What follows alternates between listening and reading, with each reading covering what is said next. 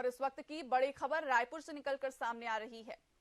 रायपुर से बड़ी खबर, कथावाचक धीरेन्द्र शास्त्री की पीसी।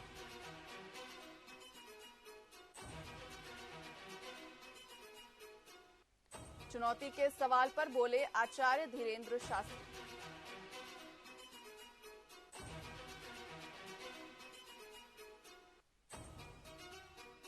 नागपुर में 7 दिन था मेरा प्रवचन, तब तक ये चुनौती देने वाले कहां थे।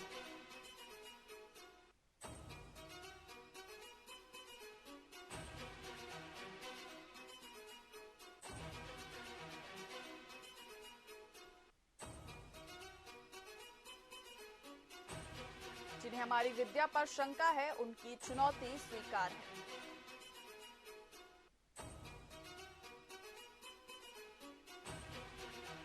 बीस 21 जनवरी को हमारा सिर्फ दरबार है, आ जाए।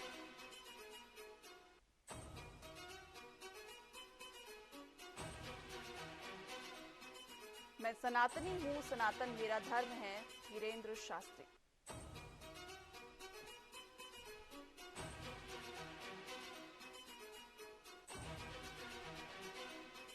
तो बड़ी खबर रायपुर से, जहां बागेश्वर धाम के धीरेन्द्र शास्त्री की प्रेस कॉन्फ्रेंस, जिसमें उन्होंने चुनौती के सवाल पर कहा कि नागपुर में 7 दिन प्रवचन था और तब तक ये चुनौती देने वाले कहां थे। हम तयशुदा कार्यक्रम को पूरा कर वापस आ गए हैं, तब ये लोग चुनौती की बात कह रहे हैं। खबर पर अधिक जानकारी के लिए हमारे संवाददाता मोहन तिवारी हमारे साथ जुड़ चुके हैं। मोहन, बागेश्वर धाम के धीरेन्द्र शास्त्री ने प्रेस कॉन्फ्रेंस में बहुत कुछ कहा है, क्या कुछ है इसके बारे में पूरी जानकारी? प्रवास पे हैं इन दिनों और उनके साथ बात ये है कि इस मास के पहले यानी महाराष्ट्र में नागपुर में उनकी जो दिव्य दरबार है वो हुआ था, लेकिन वहां के अंधश्रद्धा उन्मूलन समिति ने एक चुनौती सार्वजनिक की थी, जिसमें इस बात पर जोर दिया गया था कि जो धीरेन्द्र शास्त्री हैं वो अंधश्रद्धा उन्मूलन समिति के जो अध्यक्ष हैं, उनके मन में जो बात चल रही है उसे वो बिना जाने लिख कर बता दें। और इसी बात को लेकर ये विवाद शुरू हुआ और वहां से जब धीरेन्द्र शास्त्री छत्तीसगढ़ आए तो इस बात की अफवाह फैला दी गई कि धीरेन्द्र शास्त्री नागपुर छोड़कर भाग गए हैं।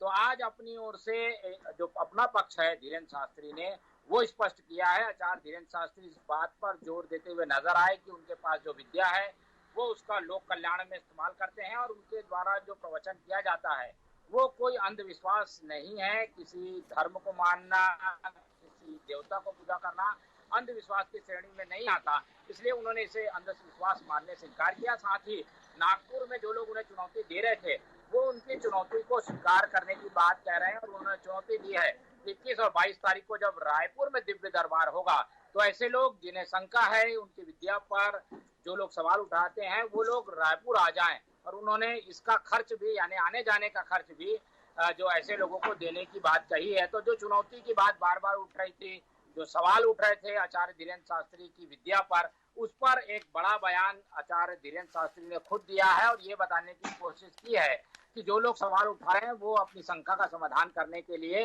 रायपुर आ जाए, वो कहीं भाग के नहीं जा रहे हैं।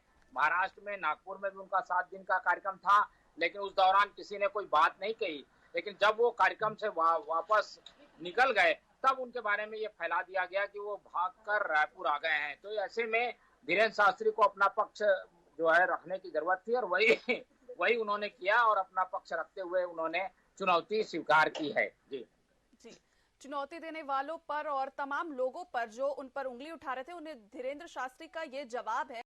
तो क्या इसके बाद ये बातचीत और लंबी आगे जा सकती है या ये यहीं पे खत्म होती है? क्या कुछ है इस पर? बिल्कुल, देखिए जिसने भी चुनौती दी थी, अब क्योंकि उनकी चुनौती को धीरेन्द्र शास्त्री ने स्वीकार कर लिया है, तो इस बात पर हम सबकी निगाहें हैं कि 21 और 22 तारीख को जो आचार्य धीरेन्द्र शास्त्री अपना दिव्य दरबार लगाएंगे उसमें ये चुनौती देने वाले आते हैं या नहीं आते हैं।